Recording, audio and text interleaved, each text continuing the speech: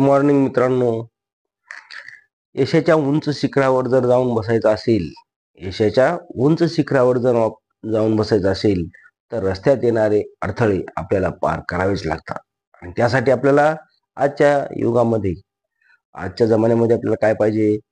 इंग्रजी आलं पाहिजे. आता इंग्रजी यायचं असेल तर आपण काय केलं पाहिजे बघा मित्रांनो, की आपल्याकडे युट्यूबवरती बरेच चॅनल आहेत, परंतु माझं एक असं चॅनल आहे की साध्या सोप्या भाषेमध्ये इंग्रजी विद्यार्थ्यांना कशी समजेल हे मी दररोज आपल्याला सांगत असतो. आणि त्यासाठी मित्रांनो एक लक्षात ठेवा, एक करा की सर्वांनी माझं जो चॅनल आहे त्याला सबस्क्राईब करा, लाईक करा आणि शेअर करा. आता बघा, आज आपण या ठिकाणी आज काय घेणार आहोत बघा बरं. तर आजचा आपला चॅप्टर आहे सिंपल पास्ट टेन्स. आणि त्यामध्ये सिंपल पास्ट टेन्स म्हणजे काय? साधा भूतकाळ. आणि त्यामध्ये आपण बघा विधानवाचक होकार आणि विधानवाचक नकाराची वाक्य आपण कशी तयार करायची आणि त्या वाक्यांचा उपयोग आपल्याला दैनंदिन व्यवहारामध्ये कसा करायचा आणि त्यामध्ये आपल्याला त्याचं स्ट्रक्चर काय आहे. आता विधानवाचक होकार आपण सुरुवातीला बघूया. त्यामध्ये कर्ता प्लस हॅड हे आपल्याला घ्यायचं आहे. आता पहा, पहिलं वाक्य आपण घेऊया या ठिकाणी एक वचनी. काय? I had. हॅड म्हणजे काय मुलांनो? होते. आय म्हणजे मी किंवा मला. बघा, आय हॅड मला होते. एकदम सोपं आहे जर तुम्ही लक्ष देऊन ऐकलात. आणि आपल्या ही बघा, आता हे जे मी वाक्य द्यायलो ते आपल्या वहीमध्ये नोंद करून घ्या. कसं आहे? नळी फुंकली सोनारे इकडून तिकडे गेले वारे असं होणे. काय मी सांगत राहतो, तुम्ही बघा सरांनी सांगितलाच आणि आपण लावला मोबाईल, बघितलं आणि सोडून दिलं असं नाही. बघा, जोपर्यंत आपण वहीवर लिहून घेत नाहीत आणि त्याचा सराव करत नाही आणि एकमेकाशी वाक्य बोलायचे. बघा, आपण जेव्हा रिकाम्या वेळामध्ये इकडे तिकडे फिरतो त्यावेळेस आपल्या मित्रांसोबत ही वाक्य एकमेकांशी शेअर करायचे आहेत आणि बोलायचे आहेत. आता बघा, बोलून बोलून सराव होतो. माझ्या इयत्ता दुसरी मधली मुलं असे एकमेकांशी बोलतात. सर, आता एकमेकांना जर मित्र बसले वर्गामध्ये तर म्हणतात please give me pen. Mangesh please give me pen, please give me notebook. म्हणजे असे छोटे छोटे वाक्य ते बोलत असतात आणि त्यामधूनच ते इंग्रजी एकदम परफेक्टली बोलतात. आणि तुम्हाला पण ती बोलायची असेल आणि योग्य काळामध्ये, आपण कसं उगाच काय पण बोलायचं नाही, तर त्याचा योग्य अर्थ आला पाहिजे. आणि त्यासाठी आपल्याला पाहिजे टेन्स माहीत असले पाहिजे.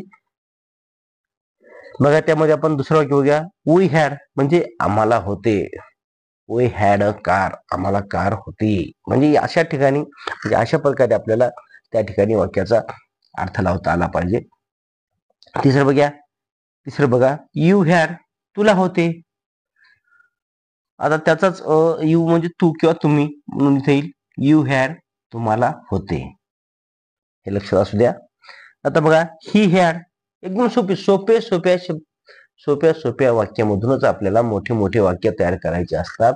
म्हणून आपण लक्षपूर्वक ऐकलं पाहिजे, बघितलं पाहिजे आणि त्याची नोंद केली पाहिजे. वी हॅड, बघा, त्याला होत नाही. ही हॅड आहे. वी म्हणजे आम्ही होते, ही म्हणजे तो, हॅड म्हणजे त्याला. ही हॅड त्याला होते. आता बघा, पुढचं आहे सी हॅड. सी म्हणजे ती, तिला होते. नंतर आहे इट हॅड त्याला होते. लक्ष द्या. आता एक्झाम्पल घेऊया. आय हॅड अ जीप, माझ्याजवळ जीप होती. बघा, आय हॅड अ जीप, माझ्याजवळ जीप होती. आता विधानवाचक नकारामध्ये आपल्याला त्याचं वाक्याचं स्ट्रक्चर काय आहे आणि ते वाक्य तयार करताना कर्ता कधी घ्यायचा, कर्म कधी घ्यायचा, क्रियापद कधी घ्यायचं याचा आपल्याला या ठिकाणी बघायचं आहे. बघा, अगोदर घ्यायचं आहे कर्ता, नंतर घ्यायचं आहे हॅड आणि नंतर घ्यायचं आहे नॉट.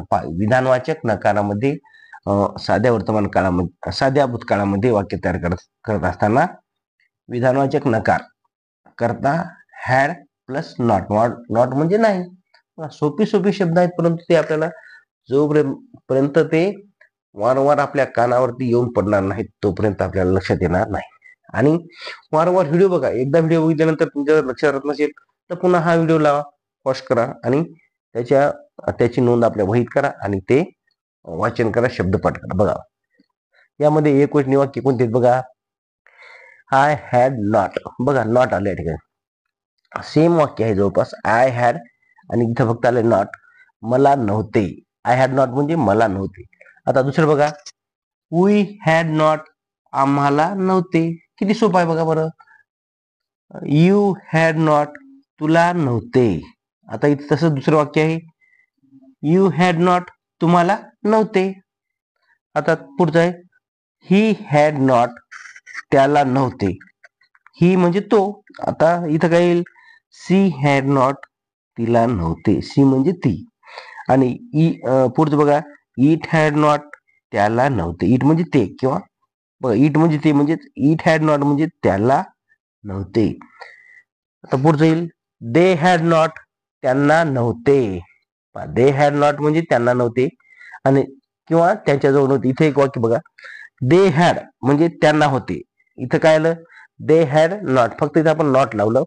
दे हॅड त्यांना होते किंवा त्यांच्याजवळ होते आणि इथं आहे दे हॅड नॉट, त्यांना नव्हते किंवा त्यांच्याजवळ नव्हते. बघा तर एक्झाम्पल बघा, I had not a jeep. बघा, I had not a jeep, माझ्याजवळ जीप नव्हती. आता